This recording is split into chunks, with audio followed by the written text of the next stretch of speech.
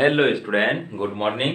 আজকে আমাদের গ্যাসের চ্যাপ্টার 4 নম্বর ক্লাসে পড়লো। আমি 4 নম্বর ক্লাসে চেষ্টা করব যে এটাকে প্রায় ক্লোজ করে দেওয়া। এর আগে অলরেডি আমরা নিউমেরিক্যাল করেছি গ্যাসের যে মানে যে সমস্ত সূত্রগুলো দেওয়া হয়। আবার একটা পরে হয়তো একটা টোটাল নিউমেরিক্যাল ভিডিও আসবে। হুম, মানে টোটাল আমাদের চ্যাপ্টার নিয়ে। তো ইন জেনারেল কি বলেছি আমি, P1 সমান P2 আর PV সমান nRT। এই দুটো সমীকরণ থেকে সবচেয়ে বেশি তোমাদের এখান থেকে নিউমেরিক্যাল আসে। আজকে আমরা ফার্স্টে দেখে নেব লেখচিত্রগুলো। ওই যে ভেরিয়েবলগুলো আছে তাদের মধ্যে কি টাইপের লেখচিত্র এখান থেকে পড়ে। লেখচিত্র, গ্রাফ। ধরো একটা গ্রাফ বলেছে পি ভার্সেস ভি, ওকে, বা এরকম করে লিখছি। ধরো এখান থেকে পি ভার্সেস ভি বলেছে একটা 1 নাম্বার, আবার 2 নাম্বার হয়তো তোমাকে বলেছে পিভি ভার্সেস হচ্ছে তোমার পি, বা হয়তো বলেছে তোমার পিভি ভার্সেস হচ্ছে তোমার ভি, আবার হয়তো বলেছে 4 নম্বরে হয়তো বলেছে ভি ভার্সেস হচ্ছে স্মল টি, আবার হয়তো বলেছে ভি ভার্সেস হচ্ছে ক্যাপিটাল টি, ওকে। আর কি যেন আসবে, V versus capital T, V versus small T. তো হয়ে গেল, ব্যাস। এতগুলো লেখচিত্র আছে এবং সবগুলো আমরা তার নেচার পর্যন্ত দেখে নেবো যে কি টাইপের নেচার আমাদের আসবে। ফার্স্ট নাম্বার করি, দেখো P V, P R V এর মধ্যে। তো পি আর ভি এর মধ্যে সম্পর্ক কি দেখো, পি ভি সমান আমরা জানি কি কে, মানে ধ্রুবক, কনস্ট্যান্ট। এটা কি বয়েলের সূত্র। যখন আমরা পিভি আমরা গ্রাফ ড্র করব, তো পিভি সমান কনস্ট্যান্ট, মানে ভি এর মানটা যদি আমরা বাড়াই তাহলে কি হবে, পি এর মান কমতে হবে, বা যদি ভি এর মান কমায় তাহলে পি এর মান বাড়তে হবে। কনস্ট্যান্ট কথাটার অর্থ তো তাই। ধরো তোমাদের এক্স ওয়াই সমান 5 লেখা আছে, তো ওয়াই এর মান যদি 2 হয় তাহলে এক্স এর মান কত হতে হবে, এক্স এর মান হচ্ছে 5/2 হতে হবে, মানে মোটটা কত থাকবে, 5 থাকতে হবে। বা যদি আমরা এরকম ধরে নিই, ধরো এটা আছে 6, তাহলে ধরো আমি এখানে ধরছি ফার্স্টে আছে 3 × 2 সমান কত, 6 হলো।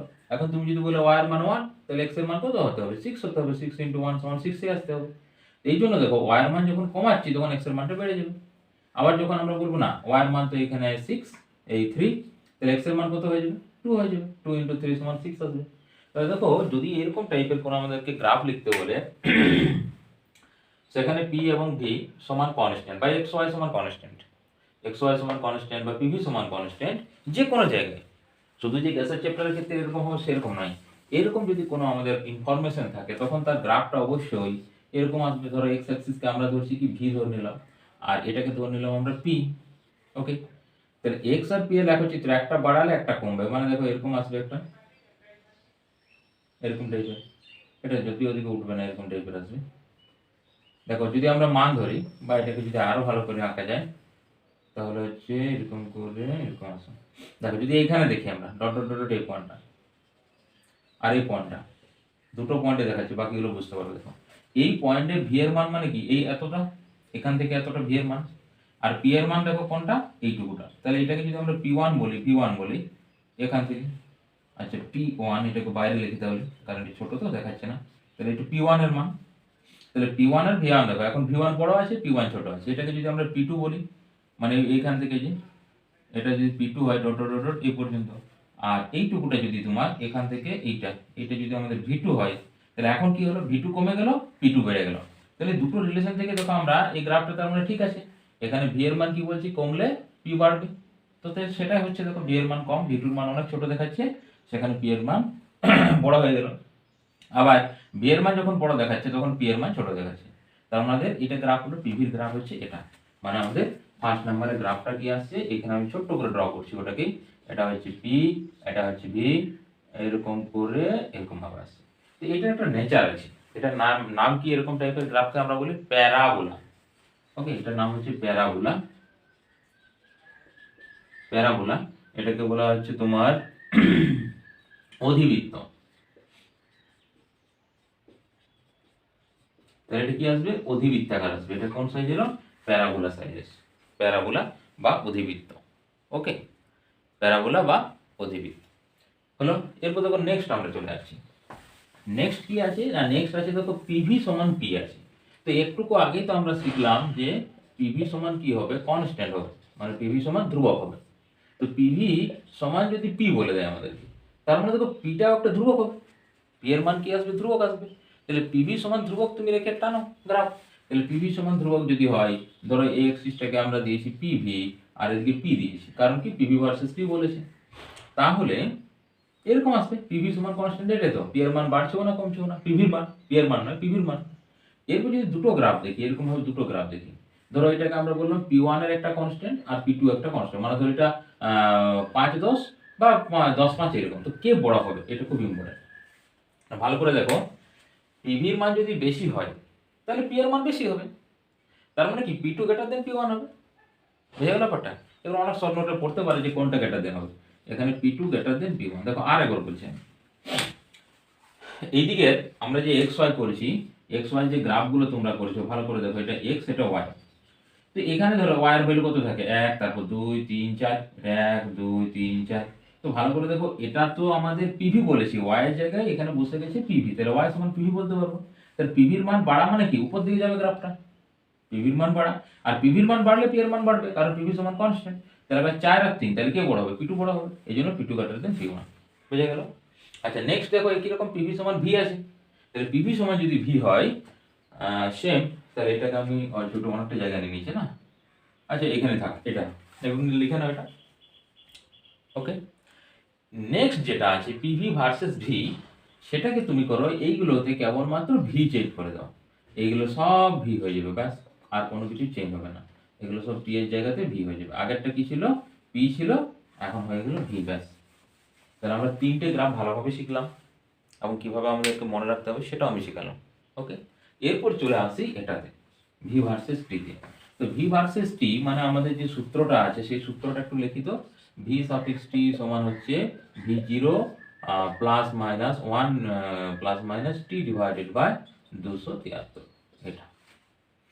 তো এখানে দেখো টি এর মান যদি আমরা নেগেটিভ করি তাহলে এটা নেগেটিভ মানে কমবে, ভিটির মান কমবে, আর যদি পজিটিভ করি তাহলে হচ্ছে বাড়বে। এখন দেখো টি এর মান যদি 0 করে দিই, ভালো করে দেখো টি এর মান যদি 0 করে দিই, টি এর মান যদি 0 করে দিই তাহলে এই টার্মটা পুরোটা 0, টি এর মান 0 মানে এই টার্মটা 0, তাহলে দেখো এখানে আমি লিখছি টি ইকুয়াল টু 0, তার মানে হচ্ছে ভি সাফিক্স 0 পাবো আমরা, তাহলে ভি সাফিক্স 0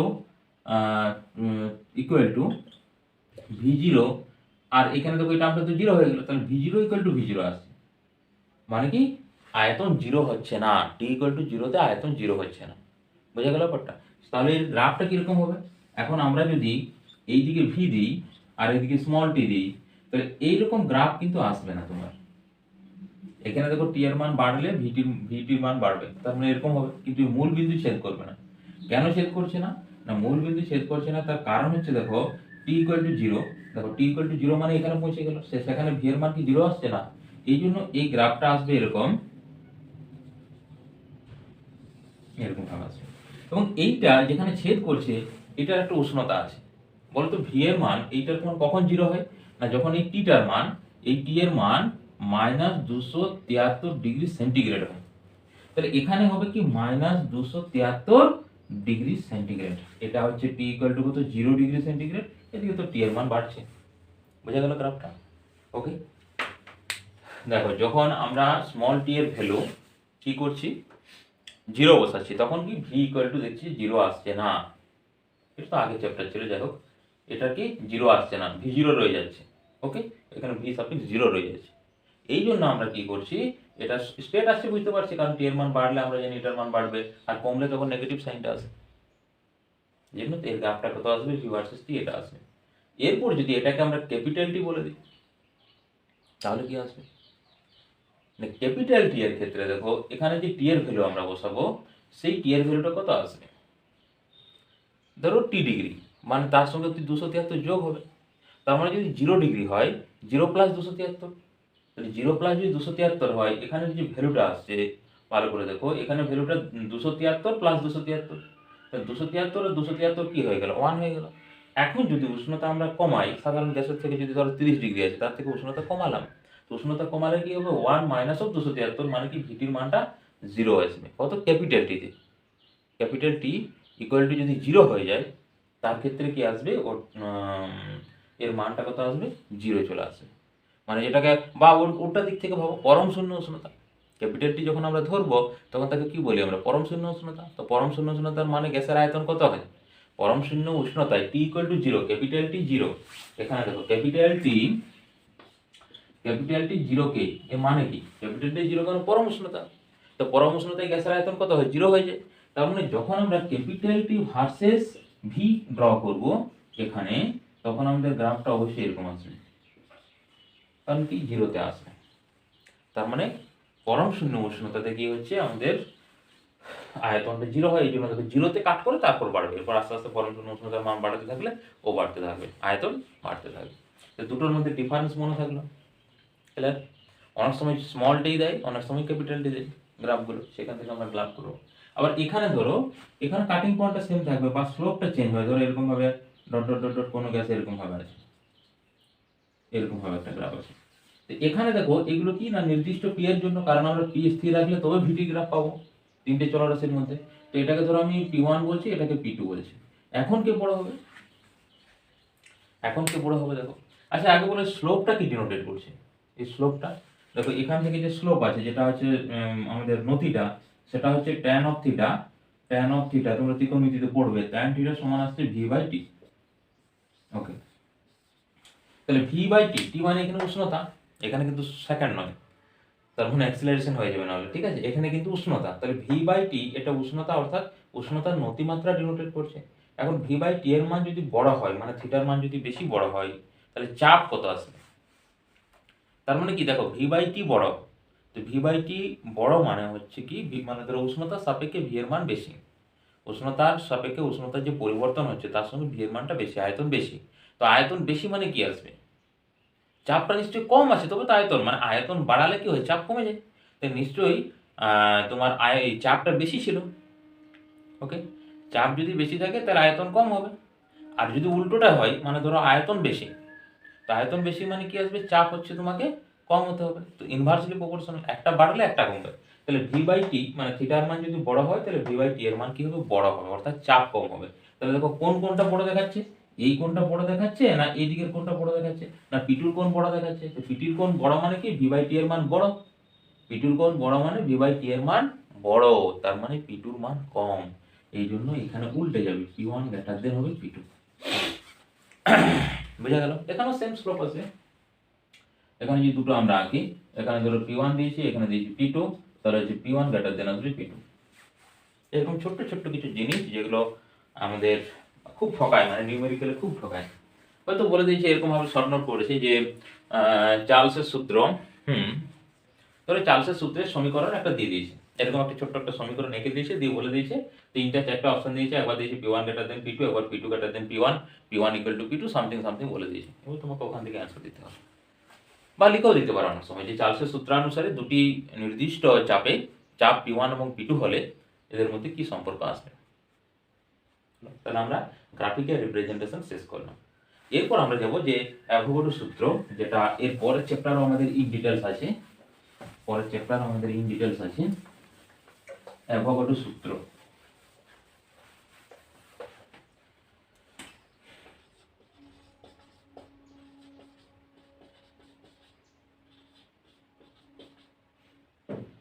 আচ্ছা আগে এটা প্রকল্প বলেছিল, তো প্রকল্প আর সূত্রের মধ্যে ডিফারেন্স কি, এর মধ্যে পার্থক্য কি না, প্রকল্প এবং সূত্রের মধ্যে পার্থক্য, প্রকল্প মিন্স হচ্ছে তার কোনো প্রুফ থাকবে না, প্রকল্প মানে হচ্ছে প্রুফ থাকবে না, মানে একটা কোনো স্টেটমেন্ট আমরা ধরে নিলাম, অ্যাজাম্পশন করে নিলাম স্টেটমেন্ট।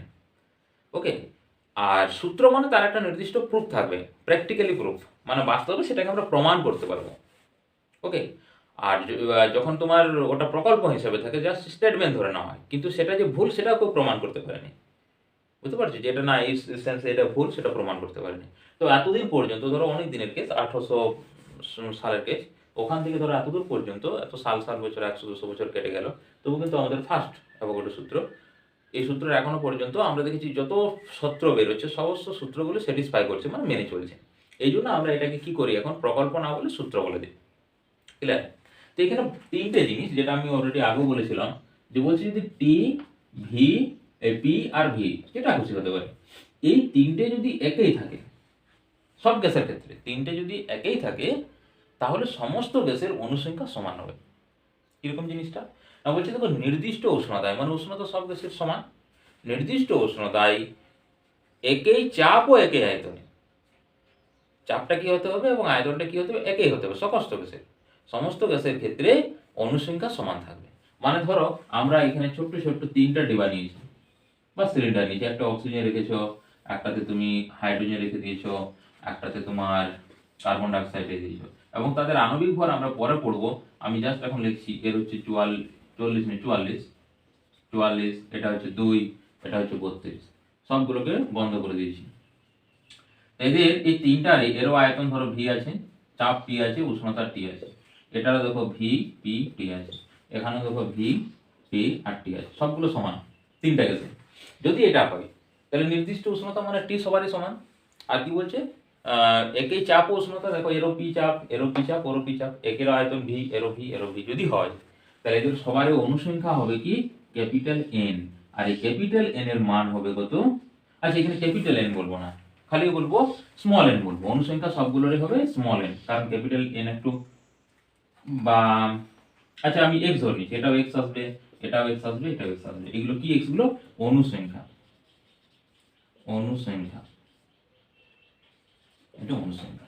ওকে, এরপর যদি পিভিটি গুলো হয়ে যায় এস টিপি স্ট্যান্ডার্ড টেম্পারেচার প্রেসার হয়, তাহলে এটা ক্যাপিটাল এন আসবে, এটাও ক্যাপিটাল এন আসবে, এটাও ক্যাপিটাল এন আসবে, এবং এই ক্যাপিটাল এন এর মান হবে 6.023 ইন্টু 10⁻23। তোমাদের অনেক বইয়ে 3 জায়গায় 2 আছে, কোনো ব্যাপার নেই, যেটা খুশি লিখতে পারো, যেটা তোমাদের সাপোর্ট করবে সেটাই তুমি লিখতে পারো। 6 পয়েন্ট, কারণ ইদানিং দেখছি সব বই এটা দিচ্ছে, অনেক কাটাকাটি অনেক সুবিধা হয়ে যায় হোক। 6.022 ইন্টু 10⁻23 এর মানটা কখন, এসটিপি স্ট্যান্ডার্ড টেম্পারেচার প্রেসার, এবং স্ট্যান্ডার্ড টেম্পারেচার প্রেসার আমরা কি জানি, টি এর মান হয় 27 ডিগ্রি সেন্টিগ্রেড, ভি এর মান কত হয় 22.4 এল, টি এর মান কত হয় 1 atm বা 76 centimetre Hg pressure, 76 centimetre Hg pressure. বুঝে গেল ব্যাপারটা? তাহলে দেখো অনেকে এটা ভুল করে, দেখো অনুসংখ্যায় যে কোনো উষ্ণতা এবং চাপ যদি সমান থাকে সেটা অনুসংখ্যা সবারই সমান হবে, তার মানে এই নয় যে তার অ্যাভোগাড্রো সংখ্যা কোনো থাকবে। কখন অ্যাভোগাড্রো সংখ্যা কোনো থাকবে, যদি তাদের এই কন্ডিশনটা ফুলফিল করে, এসটিপিটা ফুল করে, মানে এই তিনটে কন্ডিশন, টি এর মান 27 হতে হবে, ভি এর মান 22.4 লিটার হতে হবে, পি এর মান 1 atm হতে হবে, তাহলে তখন এই এন এর মান এটা আসবে, তাহলে ওরকম অন্য কিছু আসতে পারে। এটা হচ্ছে আমাদের অ্যাভোগাড্রো সূত্র। স্ট্যান্ডার্ড বই থেকে তোমরা সূত্রটা পড়বে, নিজেও লিখতে পারো। দেখো এইসব জিনিসগুলো না যদি বুঝে তুমি একবার মনে রাখো, তাহলে কোনোদিন তোমাকে মুখস্থ করতে হবে না। দেখো নির্দিষ্ট কি আর ইজি, নির্দিষ্ট উষ্ণতা, মানে উষ্ণতা ফিক্স করে দিলাম, কারণ টি এক করে দিলাম। একই চাপ ও আয়তনে সকল গ্যাসের মধ্যে সমসংখ্যক অণু থাকে। জাস্ট একটু বোঝার চেষ্টা করো, ঠিক আছে? জিন্দগি যদি তুমি উঁচু ক্লাসেও আস্তে আস্তে যাও এই লেভেলে নিয়ে, মানে সায়েন্স নিয়ে পড়ো, তবুও কিন্তু অসুবিধা হবে না। অ্যাভোগাড্রো সূত্র আমরা এখানে পড়ি। এরপর দেখবো যে বাস্তব গ্যাস এবং আদর্শ গ্যাস এরা আবার কি, কেন এরকম হয়, কেন মেনে চলে না, সামথিং সামথিং। এই এর আগে আমি অলরেডি পড়িয়েছিলাম যে আদর্শ গ্যাস আর বাস্তব গ্যাস, এটা হচ্ছে বাস্তব গ্যাস, আদর্শ গ্যাস। তো আমরা বাস্তব গ্যাস মানে বাস্তবে যেগুলো পাবো, oxygen, hydrogen, carbon dioxide, nitrogen, আর বেশি লিখছি না। আর আদর্শ গ্যাসের একটা নাম বলে তো, আদর্শ গ্যাসের নাম আমি দেখো এখানে বলছি অক্সিজেন।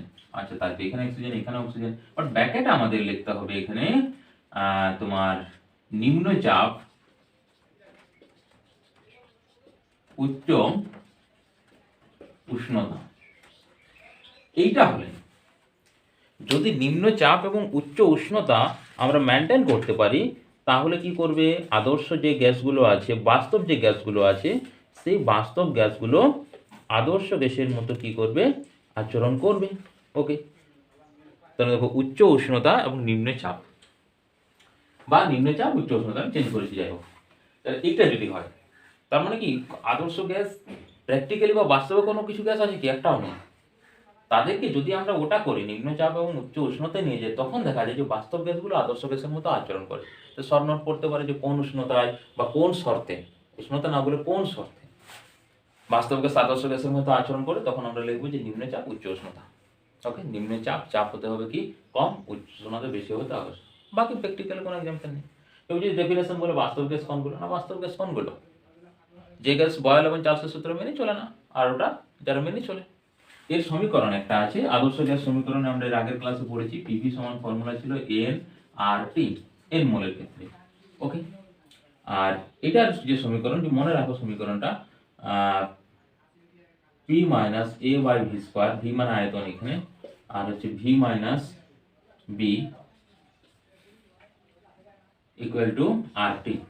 আচ্ছা, এখানে আমি 1 মোল গ্যাসের ক্ষেত্রে করলাম, 1 মোল গ্যাসের ক্ষেত্রে এই ফর্মুলাটা। পি দেখো, পি এর জায়গাতে ঠিক পি থাকবে না, তার সঙ্গে একটা নেগেটিভ টার্ম আছে, এই পজিটিভ টার্ম আছে, চাপ বাড়বে, P plus A by V square, V minus B equal to এটা আরটি।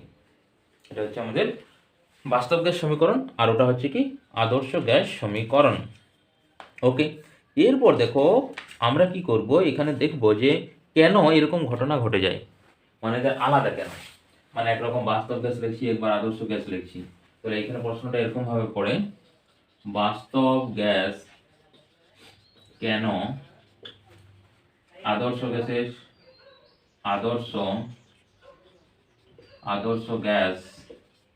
গ্যাসের মতো আচরণ করে না।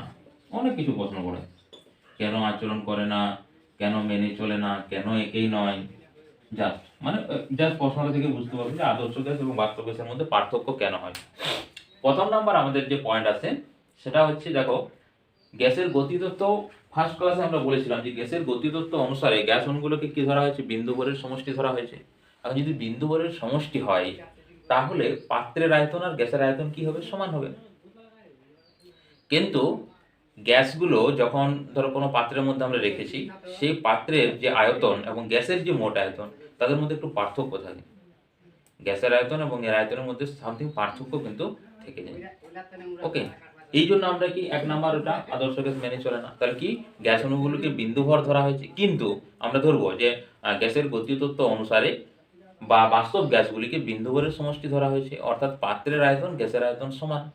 কিন্তু বাস্তব গ্যাসগুলি বিন্দু ভরের সমতুল্য নয়, তার নির্দিষ্ট একটি আকৃতি বা আয়তন থাকে, তাই পাত্রের আয়তন এবং গ্যাসের আয়তন সমান নয়। দ্বিতীয় শর্ত আসবো আমরা, যে আদর্শ গ্যাসে গ্যাস অণুগুলির আকর্ষণ বল শূন্য ধরা হয়েছে, কিন্তু বাস্তবে বা বাস্তব গ্যাসগুলির নির্দিষ্ট আকর্ষণ বল থাকে। কেন না, ধরো আমরা চাপ প্রয়োগ করছি, তাহলে লিখতে হবে যে কেন চাপ প্রয়োগ করলে আমরা জানি আয়তন কি হয়, কমে যায়। তার মানে চাপ প্রয়োগ করে আয়তন কমাতে হচ্ছে, কেন নিজেরা কেন কমছে না, চাপ প্রয়োগ করে কেন কমাতে হচ্ছে। বা ধরো চাপ প্রয়োগ করে কমিয়ে দিলাম, ধরো কোনো একটা বেলুন, ওকে, তুমি জোর করে প্রেসার দিয়ে কমিয়ে দেবে, তাহলে সে কি হিসাবে থাকতে চাইবে, ছোটই থাকা দরকার। তো যদি তাদের বিকর্ষণ বল না কাজ করে, বিকর্ষণ বল কাজ করে বলে তারা আবার কি পরস্পরকে বিকর্ষণ করে দিয়ে তোমার এই আকর্ষণ করার জন্য তারা হচ্ছে পরস্পরকে কি করে, ছোট হয়ে যায়। আর বিকর্ষণের জন্য চাপ সৃষ্টি হয়। তার মানে কি আমরা ওখানে দেখছি যে আকর্ষণ বল যেটা, সে আকর্ষণ বল বাস্তব গ্যাসের ক্ষেত্রে শূন্য ধরা হয়েছিল, আদর্শ গ্যাসের নির্দিষ্ট ভ্যালু আছে। তাহলে দেখো ফার্স্ট পয়েন্ট আমরা কি আসবো না, গ্যাসের গতীয় তত্ত্ব অনুসারে বা অনুযায়ী গ্যাস অণুগুলির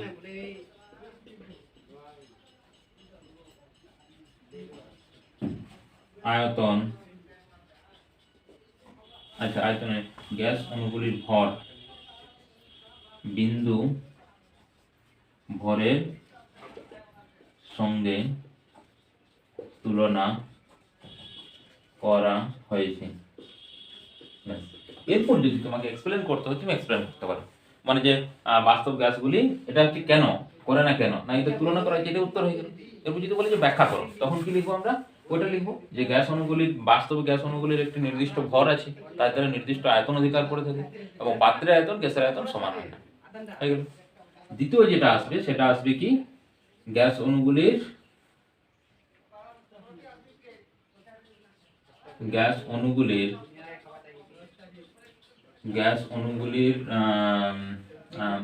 মধ্যে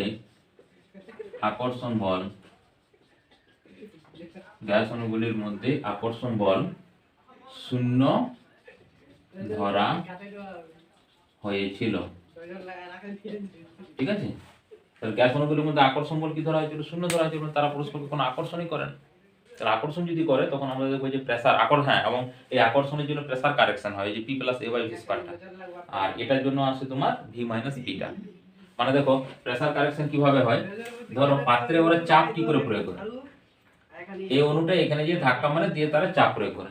এখন যদি এই অণুটাকে, আচ্ছা এটাকে আরেকটু দিয়ে করি, এখানে এই অণুটা যে ধাক্কা মারে, এখন এখানে একটা অণু থাকে একে তো এদিকে টানবে, তাহলে যে জোরে ধাক্কা মারার কথা যখন আকর্ষণ বল ছিল না তখন যে জোরে ধাক্কা মারার কথা, এখন যখন আমরা ভাবছি বাস্তব গ্যাসের ক্ষেত্রে যে আকর্ষণ বল আছে, তখন একে দিকে টেনে একটু ধরে রাখো, সেই বলে ধাক্কা দিতে পারবে না।